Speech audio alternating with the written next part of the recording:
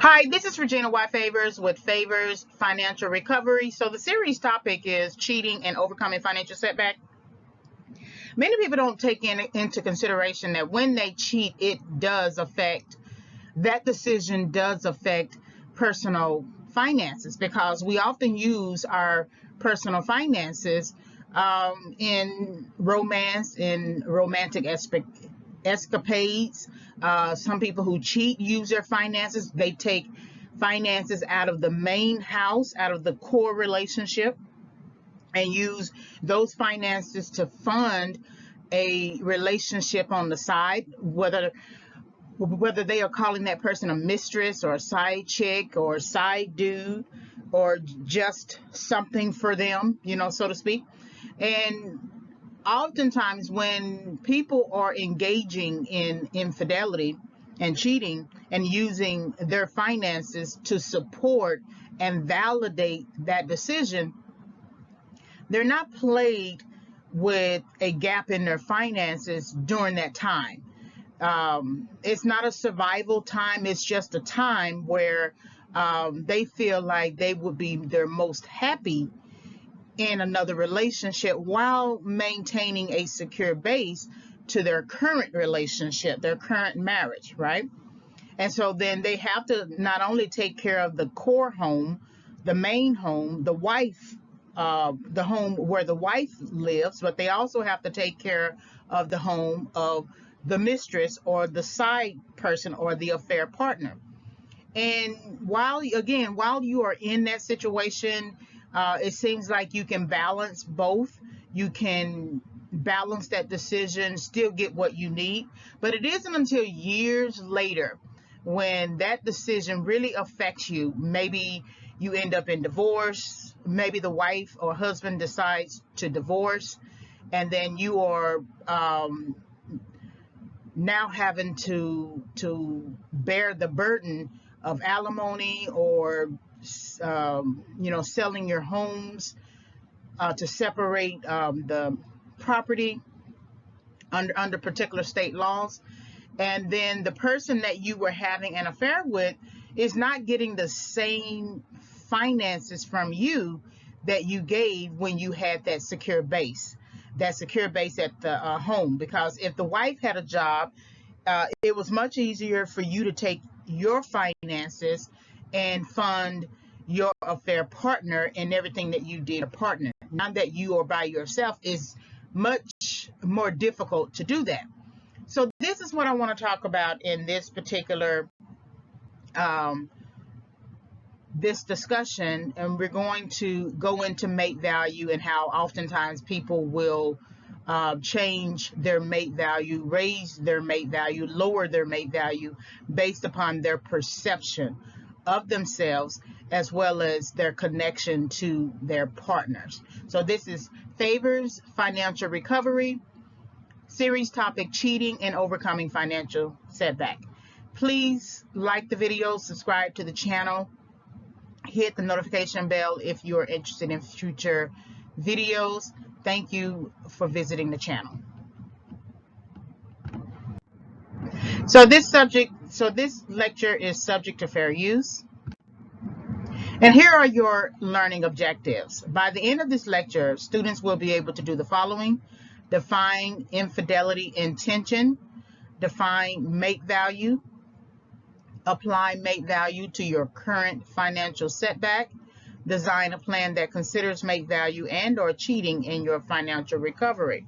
So if you are in a financial setback resulting from a cheating incident and you base your cheating incident or your decisions on your self-perceived mate value, then it's going to take you some time to reach to recovery, because you are basing everything on a perception about yourself that might change later.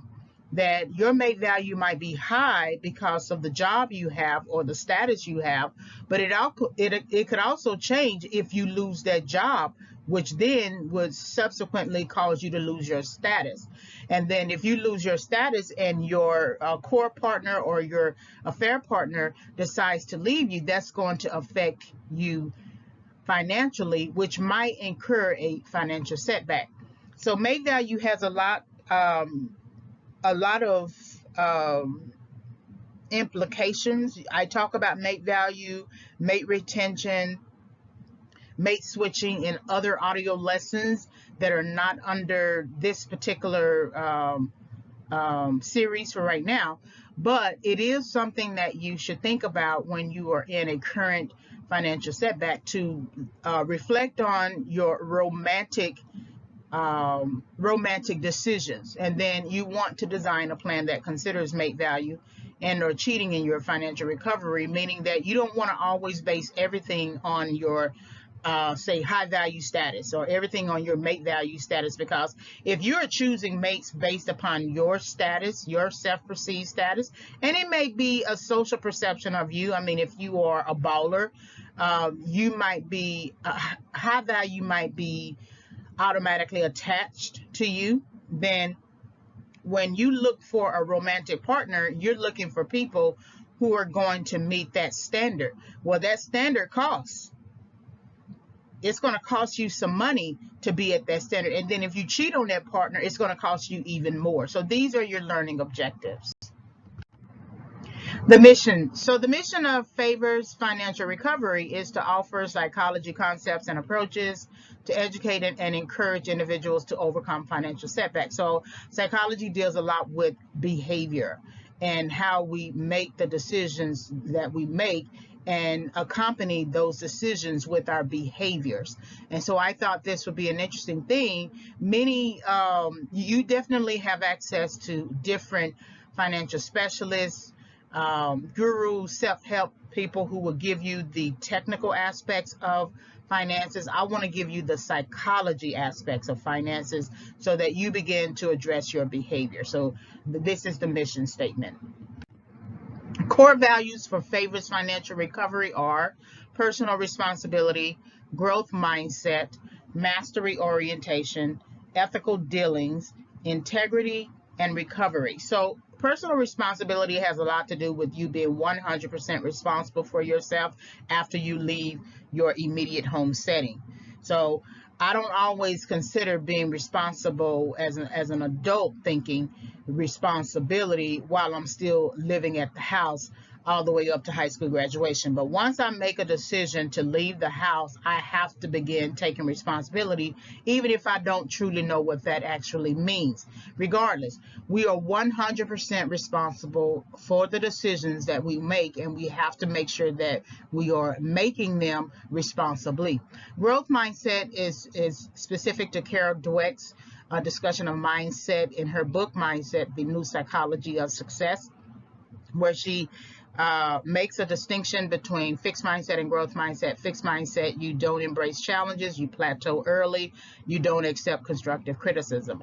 Growth mindset is you accept challenges, you understand that failure is not the end goal, you continue to move forward, and then you will accept constructive criticism. Mastery orientation refers to goal orientation theory. So there's a difference between learning goal orientation and performance goal orientation. Learning goal orientation, you learn for learning's sake.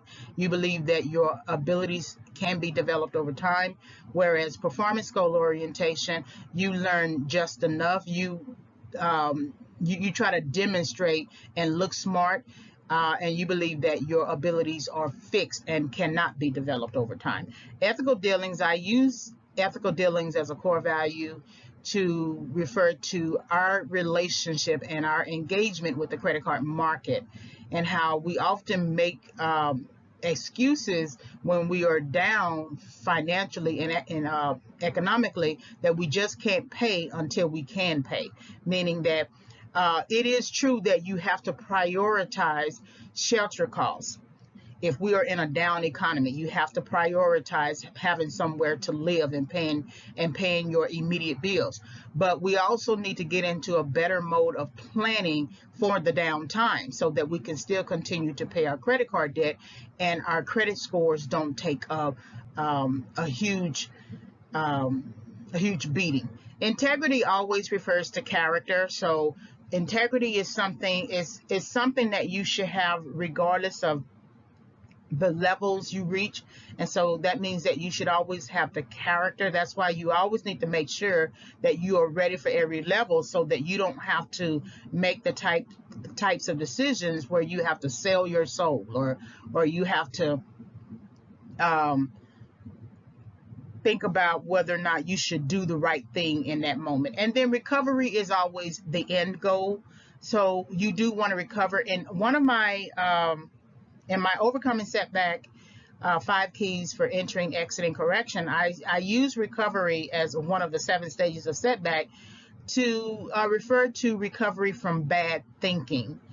Sure, there are some other levels that I will consider in future series, but recovery from bad thinking concerning your personal finances is something that you want to think about. So these are the core values.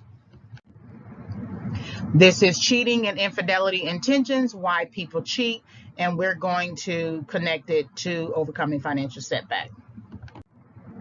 So exit considerations. People cheat because it is more convenient. It is more efficient to know the answers than to study for the test.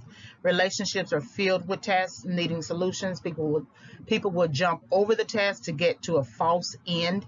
As long as they finish under their terms, that's all that matters. After all, it is their test. However, in romantic relationships, to cheat is to exit. It brings about automatic loss. And so I think oftentimes people use their marriage or their core relationship as a secure base, because they can always depend on that base. It is a source of comfort, even if they are still stepping out of their marriage or their long-term relationship to pursue an affair partner. But it would be much more financially sound just to leave the relationship altogether, so that you can allocate all of your efforts, your financial efforts, to the new partner. But people don't want to do that. They want the cushion and the comfort and the stability of a secure base, a financially secure base. Usually the wife works. Usually the long-term partner works. If a woman is cheating, if a wife is cheating on her husband, the husband works long hours. He works. He keeps a good home. If the husband is cheating on the wife might be a stay-at-home mom, or she might work. She's giving him everything that he needs at the house. He just feels like he needs to go and do something on his own. So people cheat because it's much more convenient. It's an opportunity that they feel like they need to take. Somehow back in their thinking, they missed opportunities. I don't know. Sometimes some people often think they are still in high school, and that all the opportunities they missed in high school, now as an adult with much more money and much more agency, they feel like they got to now cheat while they are also married. And so that's why I say it is much easier to just know the answers than to study for the test. So they're not going to work on the relationship, the marriage, the long-term relationship. Instead, they're just going to skip the learning process, and just whatever they can't get from the wife or the husband, they will get it from the affair partner. So they will skip over these tests. They leave the house. They run out. They go engage with someone else on the job. They develop an emotional affair, and then before you know it, they are in a hotel room. And then later, when they're caught and they say, "I'm sorry," they think that's really truly enough that they have to say in order to get back into the main relationship. But then they'll do that for just a minute and turn around and do exactly the same thing all over again. And all this time that they're doing that, it's really exit considerations. They still want to cheat, and cheating means exiting. But they understand too that if they leave the relationship, there are costs associated. If they have kids with that partner, okay, there's child support. If they are living in a particular state that requires alimony, there's alimony. If they are in a community property state, they may have to split assets. So they understand that from a financial understanding, that they can't really exit, but they have already exited emotionally and psychologically, and spiritually. So it brings an automatic loss that they don't want to record on their record books. People, that's why people go out and seek a rebound relationship, because it's based in ego, and they got to know beyond a shadow of a doubt that they were not the cause of their breakup. Because if they can get someone else, then they can, then it tells them that they are a good person, right? But all this money flowing around because you decide that you want to cheat is going to affect you 5, 10, 15, 20, 25 years later, when it's really going to matter. When you get old and that affair partner is not going to hang around, and the core partner that you cheated on was the one who would have taken care of you in your old age. That goes for both men and women. And so they cheat because it is convenient. It's easier just to know the answers to the test, and they cheat to sort of not experience the loss. So if a wife has said, I don't want to have sex right now, it doesn't mean that the wife doesn't want to have sex with you at all. It's just that the wife just doesn't want to have sex right now. And so for men, that feels like loss. You could say with a woman, if she's at her sexual peak, whatever age that is, and her husband doesn't want to have sex with her in that moment, she takes it as some sort of thing that, okay, if he doesn't want to give it to me, I'm going to go get it from someone else. Here's this person over here. And that's not right either. And so regardless, your decision to cheat is going to affect you financially. Infidelity intention. So cheating or committing to infidelity is based upon one's own perception of mate value and partner perception of mate value. So people often cheat because they feel like they have the mate value to cheat. And then, of course, the person that they are with validates that mate value. I remember something that Chris Rock said, that he cheated on his wife because he felt like he paid all the bills. And of course, he's Chris Rock. He paid all the bills. And so he felt like that was something that he can do for himself. Now, I'm paraphrasing, but there is a news reporting of him suggesting that. And so his perception of mate value was very high because he's Chris Rock. And he's in demand, and of course he's Chris Rock. And the woman that he married, that he later divorced, or she divorced him, she perceived his mate value to be high as well. And also he perceived that she perceived his mate value to be high, because otherwise, why would she be with him? Men of means automatically think that the women that are with them are only with them for money. So his perception of mate value is high, and he perceives that she also perceives his mate value is high, meaning that she has attached a monetary value to his mate value. And so people would cheat based upon what they perceive their mate value to be and what they perceive other people perceive their mate value to be. Mate value predicts infidelity intention. Infidelity intention is based upon relationship satisfaction, and it is caused by 2 of the big 5 personality factors. So there is a full lecture on the big 5 as well. So low conscientiousness, low agreeableness. People who work hard and who are friendly tend to be less likely to be unfaithful. So then you can say people who are low in conscientiousness and low in agreeableness tend to be people who are more unfaithful. Mate value is determined by one's perception of his or her own attractiveness relative to others and access to high value mates. So, you have a lot of people going around with their YouTube channels talking about the mate value of women and how that mate value is perceived on a global level. And that this person, there's a certain type of person who can get this type of guy, or there's a certain type of guy who can get this type of person.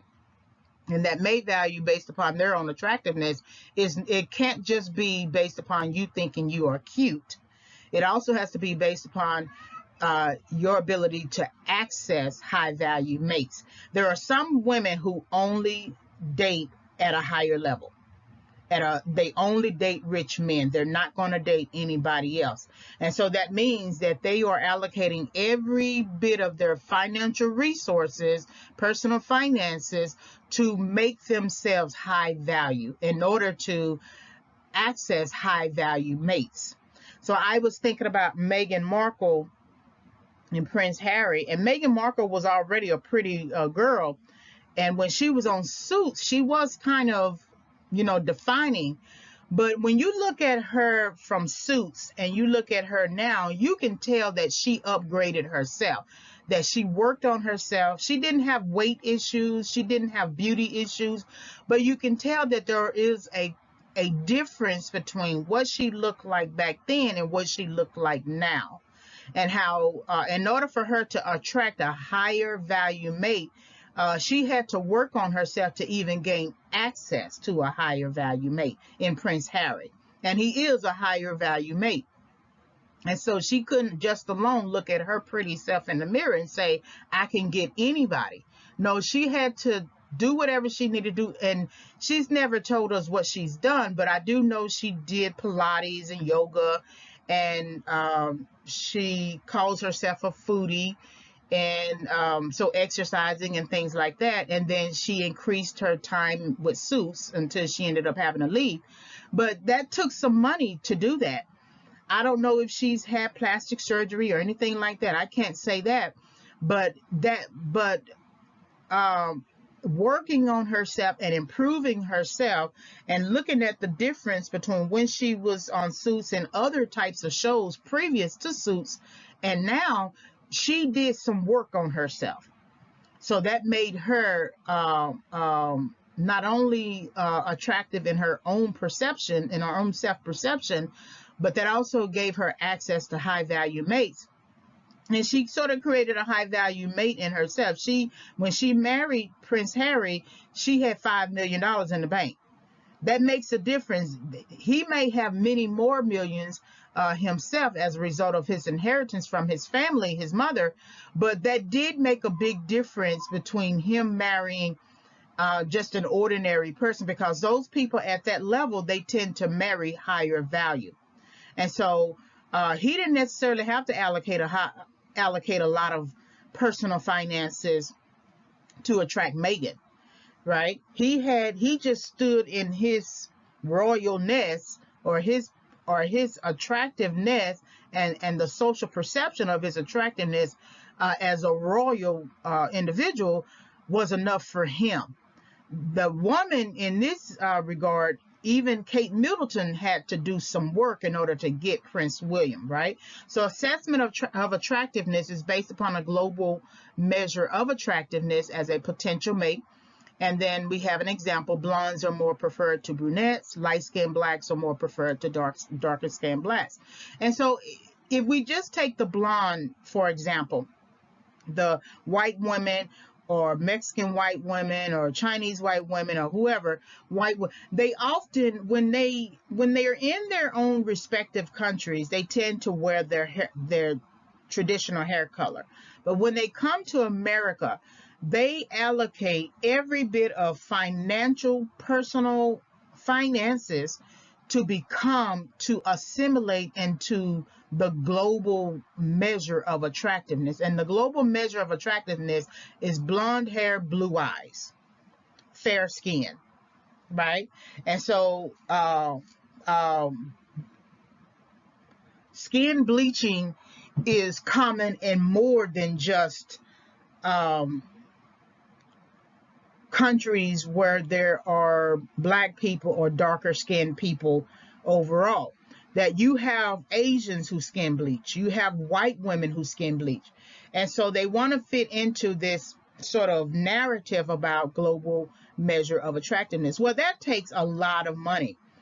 They go and get plastic surgeries, they go and get butt lifts, they go and get all different types of things to change their body structure, to change their jawline. They go to the dentist. They get that hair bleached as much as they can. And we understand that blondes are more preferred than brunettes, and even brunettes tend to go and get their hair bleached. But you also see that in the Black community, African American community, and African people on the African continent, they will also bleach their skin. Light skinned blacks usually are more preferred to darker skinned blacks in both black and white. I mean, both male and female. But the new trend is becoming biracial, and you can have the look of a white person, but we all still know that you are black. So people do their best to try to get their hair straightened as much and as hard as they can. And again, all of that takes a lot of finances. And people don't really understand just how much, if they really sat down with a notebook, pen and pad, and really looked at how much they allocate their finances to trying to fit within this global measure of attractiveness, and you do so at a risk. There is no guarantee that even if you have access to that high value mate that you can keep them, because once I've always heard someone say that a man is only as faithful as his options, and he's only as faithful also as his opportunities. And if he has an opportunity to cheat, then he's going to take that opportunity to cheat. And so giving all your money to getting manicure, pedicure, Botox, Brazilian butt lifts, liposuction, hair bleached, face bleached, all of that costs a lot of money just to make yourself attractive and hopefully increase your mate value. Factors of mate value, so there are 6: agreeableness, commitment, resource potential, physical prowess, emotional stability, surgency, physical attractiveness. Infidelity intentions are influenced by partner's mate value, one own's mate value, and moderated by participant sex and infidelity type. So, of course, your factors of mate value, agreeableness, it does matter how agreeable you are and how committed you are in a relationship. Resource potential, as much as women would like to believe that they are feminists and that they don't marry men for money, they don't want to marry a broke man either.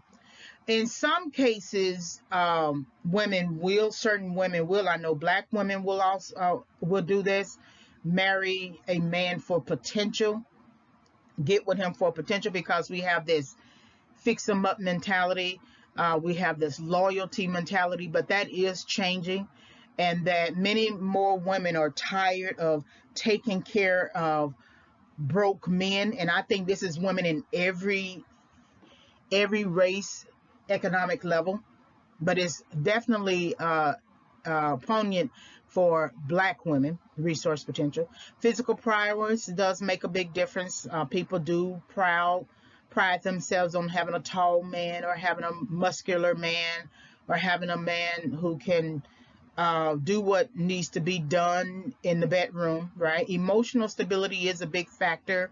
I noticed that men oftentimes say that they just want peace. They don't want a whole lot of chaos. It's funny though, they often create the chaos, but that's just besides the point.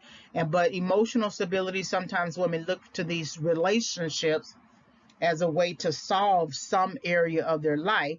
Surgency always refers to economic and financial status. So it does matter that a royal either marries a royal or marries someone at that higher level.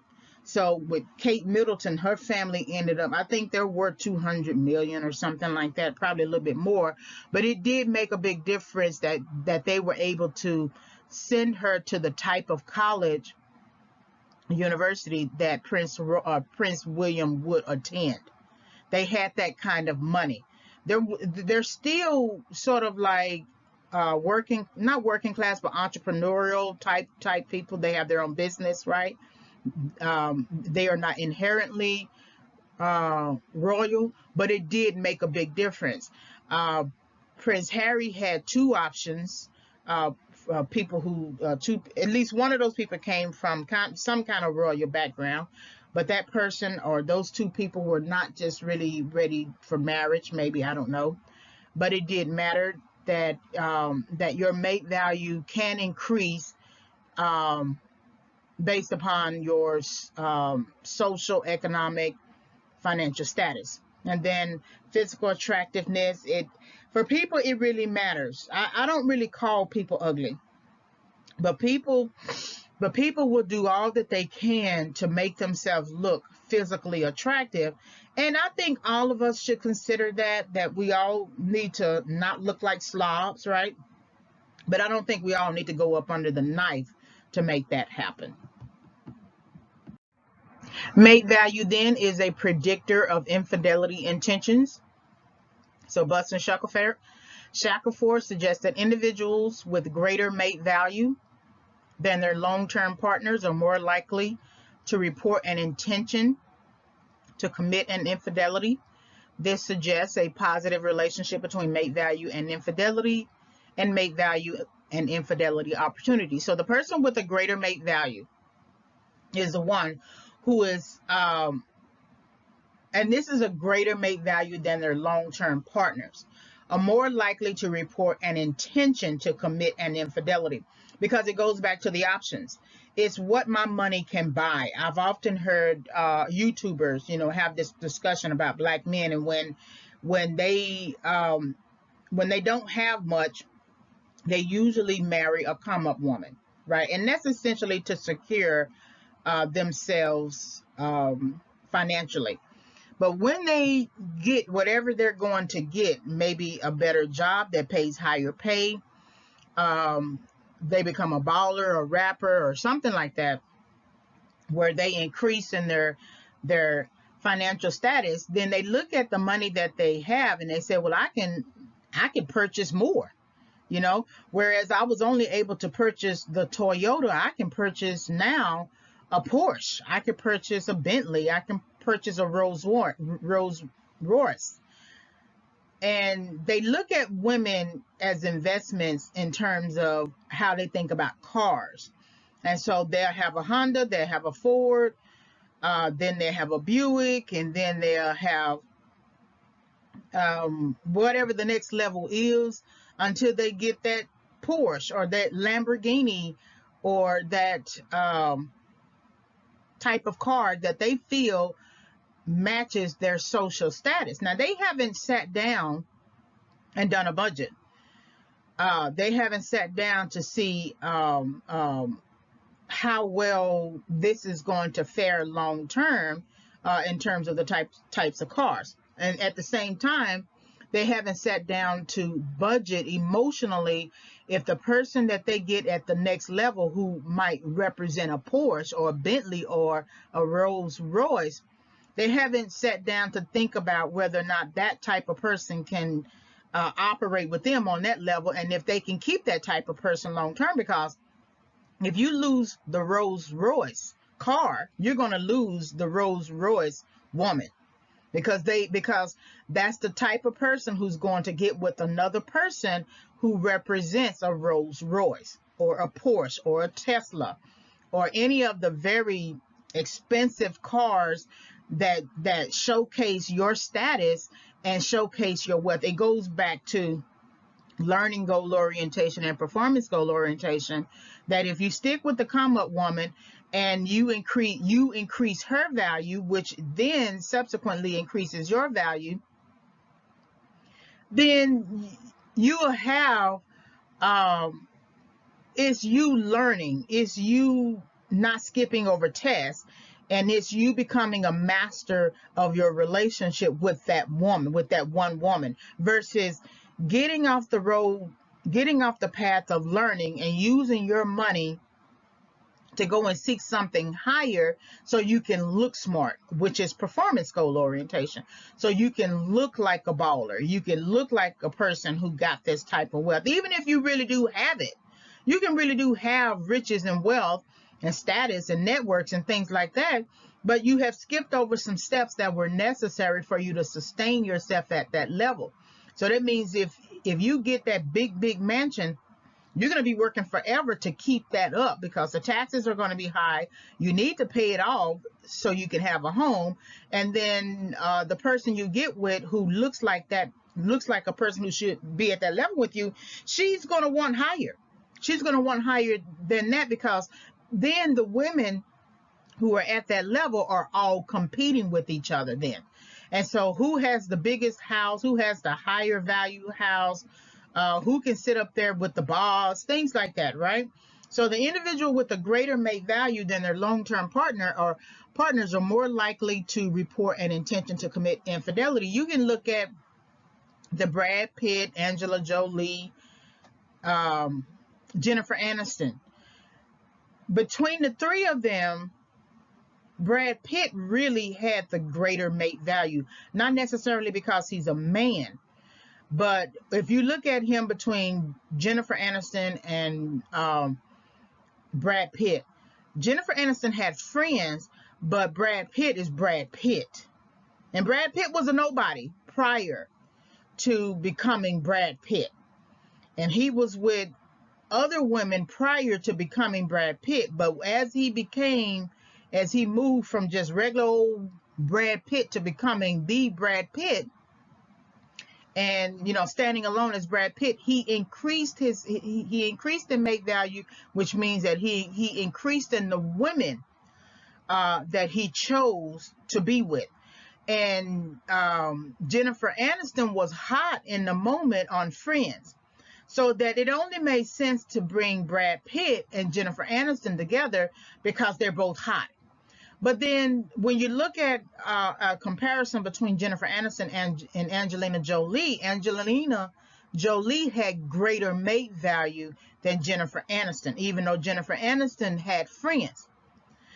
Angelina Jolie had films. She had been acting from a time whenever, and she just had greater mate value. And she was working, I think, with the UN, and that increased her mate value.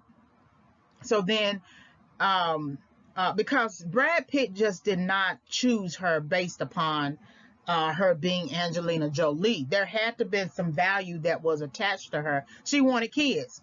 Jennifer Aniston did not want to have kids. Angelina Jolie wanted to do some humanitarian work. Jennifer Aniston is not interested in really humanitarian work. So then he looks at his own mate value. Then he looks at the mate values of the two women that are basically competing for his attention, and he goes with the mate value that he feels is where he's going or where he wants to go. The problem with that is it proved that Angelina Jolie wasn't a long-term partner, that Jennifer Aniston likely would have been the long-term partner that would have stuck out with him, loved him, taken care of him if he got sick. And so he was willing to take that risk, cheat on his wife, and go with someone that he believed had a greater mate value, and now it's costing him. It's costing him relationships with the kids they share. It's costing money through the courts. It's costing, it cost the relationship that he had with Jennifer Aniston. That divorce costs. It cost the relationship that he had with Angelina Jolie per se, and any cost related to that. It cost him his reputation. I'm not quite sure that he lost roles, but you can say that it likely cost him some money, right? For that one decision, using his mate value to determine whether he should stay with the potential of a long-term partner and instead go to a short-term partner. So this suggests a positive relationship between mate value and infidelity, and mate value and infidelity opportunities. So when you think about Johnny Depp and Amber Heard, that's another example. Johnny Depp has built this long-lasting reputation of work ethic in the film industry, and it only took one relationship to bring that to a halt, to bring his reputation to a halt. He was with someone prior to Amber Heard, Vanessa Paradis, I think, for 18 years, and they never married. And then he got with Amber Heard. He married her, and you see what the cost. So he looked at his mate value. His mate value was much worthy of marrying Amber Heard than Vanessa Paradis. Now, I don't know if Vanessa Paradis just didn't want to marry him, but that's a long time to stay with somebody for 18 years and make a decision not to. And so I don't know if he cheated on Vanessa Paradis for Amber Heard. Regardless, there was an opportunity in using his mate value to increase his mate value with Amber Heard, and it proved to be a bad risk. A bad risk. It affected the roles he can have. It affected his reputation. All the money spent in divorce proceedings, depositions, going to court, trying to keep his reputation, it wasn't worth it. So that's something that you want to think about when you are thinking about your mate value and whether or not your mate value is worthy of someone else, and whether or not you think, okay, I'm going to use my mate value to get with somebody I believe has higher mate value, and then we can be high value mates together. Different facets of mate value predict infidelity. Both men and women reported that factors predicting infidelity intention were those that resulted in a consequential net gain based upon one's own perception of mate value and one's partner's mate value. So there is an initial gain. When Johnny Depp got with Amber Heard, there was an initial gain. They looked like a great couple together or something like that. When Brad Pitt decided to exit his relationship with his wife and get with Angelina Jolie, and they went to one of those awards season shows or something like that, and you heard the journalists and the hostess and all those people on the red carpet talking about calling them royalty. Now, he's just left his wife for his affair partner, but they're royalty now, because in many regards they are kind of royalty. Brad Pitt on his own as Brad Pitt, and Angelina Jolie on her own as Angelina Jolie. And so they come from their beginnings working in the industry young and all the way up, and people base royalty on how well they look together, the attractiveness of them, and how well they think they look together. And so there is a consequential net gain in the beginning, but as we see, and they're basing it on their perception of their own mate values and their partner's mate value. And so Brad Pitt just assumed that Angelina Jolie would have a greater mate value than Jennifer Aniston. And I mean, that's something. As much as men love to say that men cheat on women because women don't keep themselves up, Angelina Jolie, Jennifer Aniston absolutely kept herself up. She looks great as a woman, right? So that doesn't have attractiveness really doesn't always have a lot to do with it. People, if they see an opportunity, they're going to take the opportunity. Men more than women. Women think too long about the opportunity, and they might take it or they might not take it. If you sit at the higher level and the people that they call gold diggers, they know they need to secure the bag early. That's why they try to get married, and that's why they try to get the baby as early as possible so they can secure the bag. You almost have to wonder what if Kate Middleton couldn't have any kids at all? What would have happened? Do you think that Prince William might have left, cheated on her or something like that? Because he got to have an heir to the throne. And that's something also to think about. In other words, the likelihood of reporting some intention to commit an infidelity is higher when that infidelity is more likely to result in an increase in one's own mate value or in the replacement of one's current partner with a new partner who is comparatively more valued. So Brad Pitt chunks Jennifer Aniston to increase his mate value with Angelina Jolie, who he perceives is who he perceived as comparatively more valuable than Jennifer Aniston. In other words, um, he picked the person that he believed had more value comparatively. They both had value as individuals. They both have good mate value, Jennifer Aniston and Angelina Jolie. But he picked the person, he chose the person that had comparatively more valuable, who was comparatively more valuable. And I just wonder sometimes how easy it is for you to leave somebody that you've been married to for so many years, you've engaged in, and all of a sudden you just leave that person. I don't think you really wanted to be with that person. I'm not saying that person forced you to be with him or her, but it's just interesting to me how people can just easily leave a situation without really thinking through the implications. Women who reported higher surgency also reported intention to commit infidelity. So if Angelina Jolie had become a bigger star, I'm sorry, if Jennifer Aniston had become a bigger star than Angelina Jolie, Brad Pitt might not have left Jennifer Aniston. But because Angelina Jolie was such a huge star, and still is such a huge star, it's like a man would think he would be losing if he stayed with his current wife, when there is the opportunity to be with someone else who's of higher value. Again, they don't take into consideration the finances that are associated with that decision making. They just assume that people love me, I have money in the bank, I'm going to take this risk. According to Ellis, surgency is a trait indicative of one's interest in and ability to become upwardly mobile in a social hierarchy. So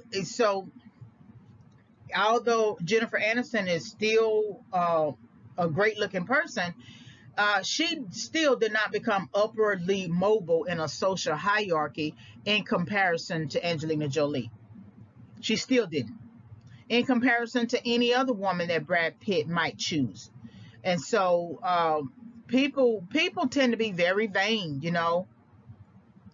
The only way that she could sort of topple um, Angelina Jolie is to marry someone higher in the social hierarchy. And so that means she would have to go completely above uh, um, what Brad Pitt represents, what Angelina Jolie represents. I don't know, she might have to marry a CEO of a major company. She might have to marry um, a big mogul. I don't know. She may have to marry a royal. Then that would increase her social hierarchy over Angelina Jolie. Other than that, when she married, I forget the guy's, Justin Theroux, he was a filmmaker, but he wasn't no Brad Pitt. To me, that was likely a rebound situation from Brad Pitt. And so that did not increase her make that did not increase her surgency. That did not move her up the social hierarchy. That's why they ended up divorced. Historically, women gain social mobility by marrying up. So you see that in the Meghan Markle situation, as well as the Kate Middleton. I think people often think that Kate Middleton comes from royalty, so she doesn't have the same type of criticism that Meghan Markle gets, but they all married up. They both married up. They were their own individual women prior to becoming the wives of royal men, and that's how they gained their social mobility. Female infidelity. So Drigotos and Barta conclude that female infidelity then serves as a strategy of trading up, whereby women who are more likely to have goals related to resources and social status also may be more motivated to seek out opportunities to acquire such things, some of which may present themselves in the form of sexual relationships with men who are not their primary partners. So when you look at Jada Pinkett Smith and Will Smith and then August Alsina, Jada Pinkett Smith having an affair with August Alsina didn't necessarily trade her up. She has Will Smith. When she married Will Smith, she traded up. Uh, that doesn't mean that she didn't have any value of her own. Her value just increased. Her surgency just increased when she traded up. That's why she doesn't want to get rid of him, because she knows on some level she wouldn't be who she is today without her connection to Will Smith. But in having an affair with August Alsina, even though August Alsina was hot, I guess, during that time, I didn't know anything about him. That allowed her not necessarily to trade up, but to punish.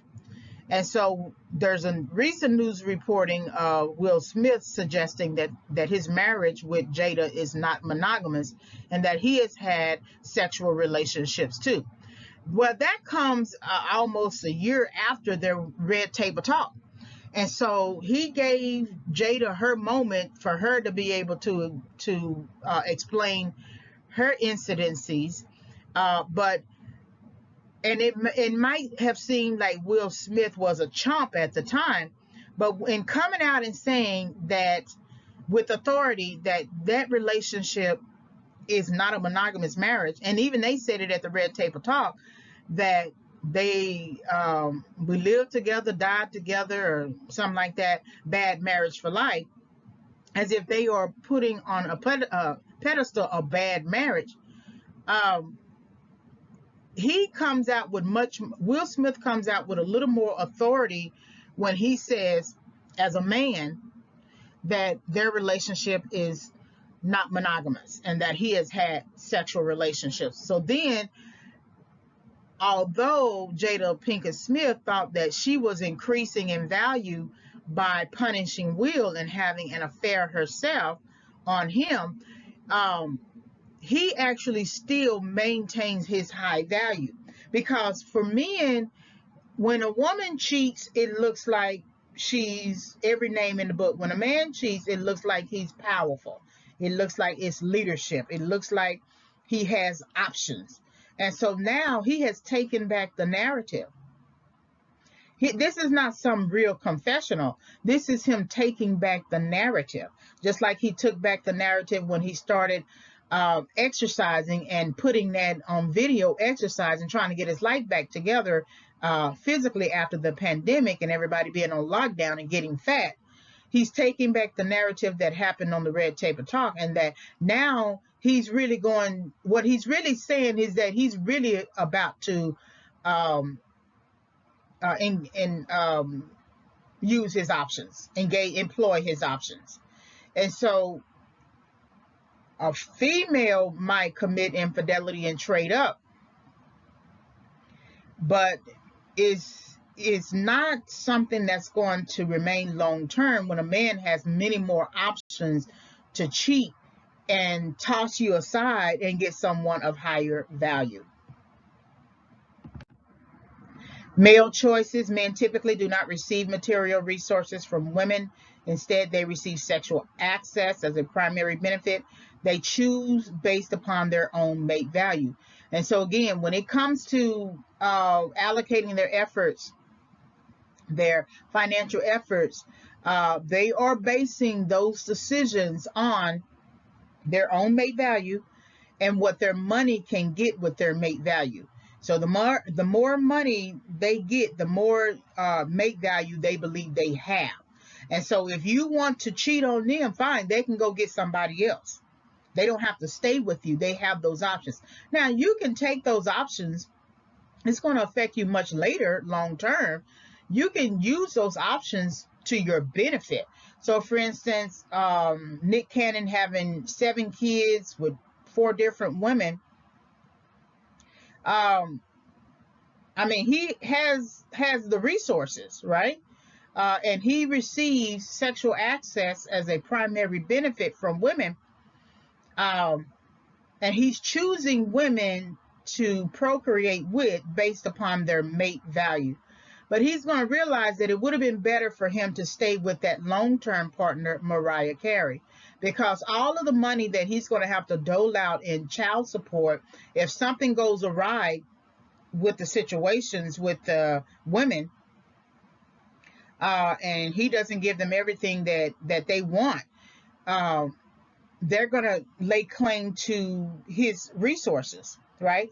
Now, there was this interview of him talking about he could die in a few months or something like that, and that could be a cause for why he's choosing to have a bunch of babies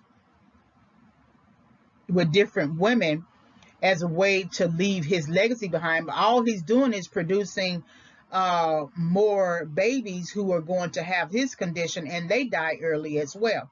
But he's going to have to work for however long he can work, and he's going to have to make sure all those kids are taken care of financially.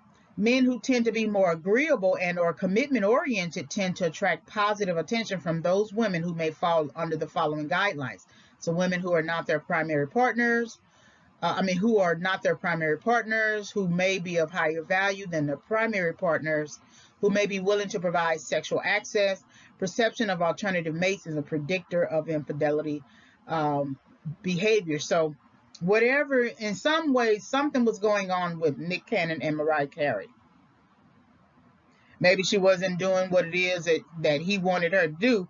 And so he decided that he was going to leave that situation and pursue alternative mates. And all of the mates, even though Nick Cannon might be perceived as having higher value based upon his income status and perception of his social perception of his mate value, none of the mates that he has gotten with have been the type of women who could hold a candle to Mariah Carey either.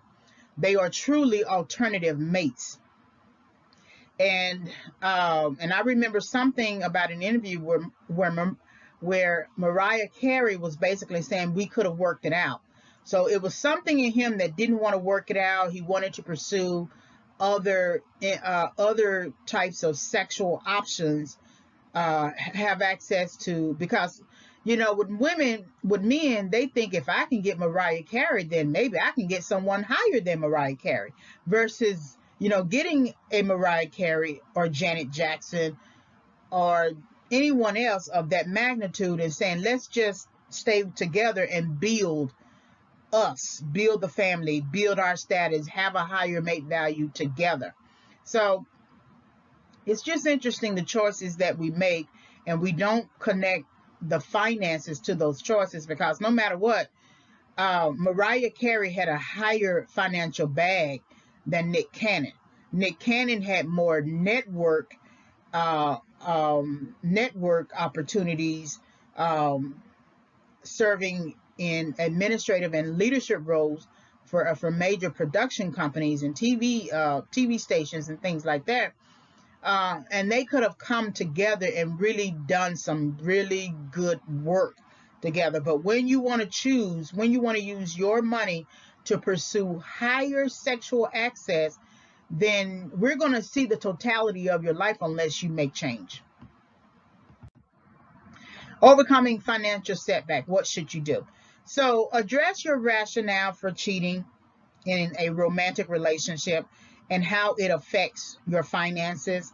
Determine if continuing an infidelity intention will it hinder financial recovery, and then design a plan for how you will balance urgency and increased finances. So you got to always think about your rationale. Why is it that you feel like you need to cheat in your romantic relationship? I mean, if you were going to cheat, why get married? Many comments I noticed under Will Smith's post was a reporting of Will Smith's statement that their marriage is not a monogamous marriage, and that he has had sexual relationships. Many people were saying, men and women were saying, well then why get married? See, Jada is not going to leave that relationship because Jada doesn't have the same financial resources that Will has. Now, she might have increased in mate value as a result of marrying Will, and she definitely might have increased in financial resources and access to resources as a result of marrying Will, and then as a result of her red tape talk. But she understands that her association with Will Smith is a major is a major game playing opportunity, and that she can do more with that with him than she could just by herself. So determine if continuing an infidelity intention will hinder financial recovery. They haven't been hit financially yet. The situation that happened with August Alsina is going to have an effect on them later. It may not have an effect on them. Will Smith was able to still get a few movie roles, things like that.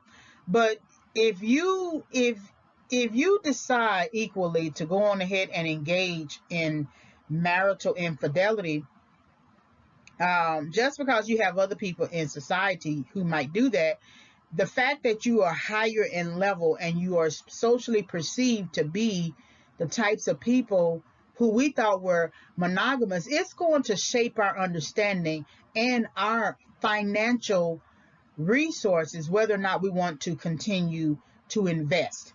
Because people are really mad and upset and turned around and heartbroken over the fact that Jada Pinkett Smith was cheating on Will with August Alsina, and then now we know that Will was cheating on Jada with other sexual relationships. Maybe because we were hoping for this whole concept of black love being real, or we just had held them in higher esteem. We just held them in higher esteem. We dare not want to hear Samuel L. Jackson or Denzel Washington cheating on their wives. I don't think we could take it. But it's going to affect you later. Derek Jackson is one good example. All this time we thought he was on the up and up, and come to find out, a mistress revealed to another YouTuber, Tasha K, that he had been cheating on his wife, and then they did this little sit down in front of the camera to give a discussion about it. But Derek Jackson has not been able to gain that same notoriety and that same respect that we afforded him, not only socially and then on social media, but also financially. If we gave to his YouTube channel, he has been able to get that back. Although he's tried, he keeps going and doing his best to keep going. We don't see him in the same light, because after all, we believed a con that was very, very convincing. And so that's going to affect him, financially later.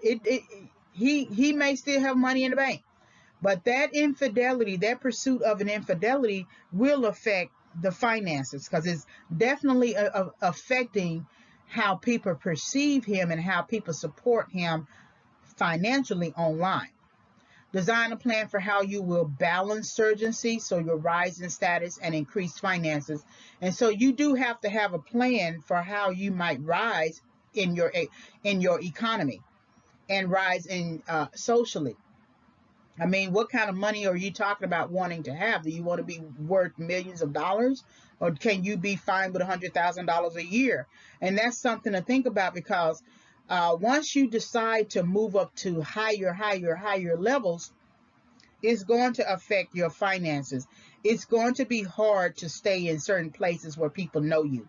See, no one knows who you are right now, so you can move about freely. But if you decided to become Cardi B, not Cardi B from Love and Hip Hop, but now the big Cardi B, or Tiffany Haddish, not Tiffany Haddish who was in a little movie, but now Tiffany Haddish, who is in demand, and all these other types of people who were just not well known, black and white, who are all well known now and in demand. That's going to increase not only your social status, place you on a higher social hierarchy, but increase your money as well. And so do you have a plan for that?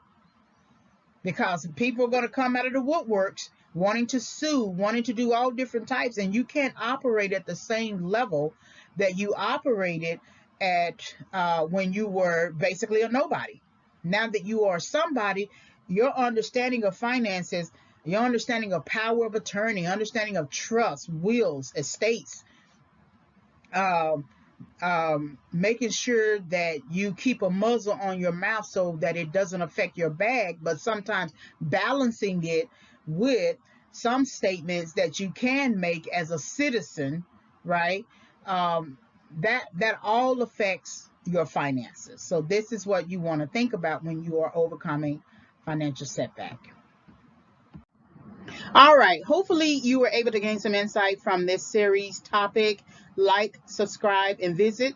Like the video, hit the notification bell for future videos. You can visit my website, which is still in development, reginayfavors.com. You can always email me with a question, reginayfavors@yahoo.com. You will be able to purchase the book by the end of October 2021. I'm hoping that I will have it completely revised rather. It is already written and done. I just have to edit it. It is Overcoming Setback: 5 Keys for Entering and Exiting Correction. Thank you for visiting the channel. Coming soon is my new book that I am working on presently and hope to complete by the end of the year, December 2021, preferably February 2022, and that is Favors Financial Recovery: Psychological Approaches to Overcoming Financial Setback with some workbook elements. So it is the hard it will be the book that will support the audio series, although I have developed the audio series prior to actually writing the book. So be on the lookout for this new book. When it comes out, when I finish, I will create an audio introduction to the book. Thank you again for visiting the channel. If you are interested in this source on mate value and how it positively and negatively predicts intentions to commit an infidelity, you can research this information using this reference entry here. And I think I'm going to leave it as an entry also on in the description as well. Thank you for visiting the channel.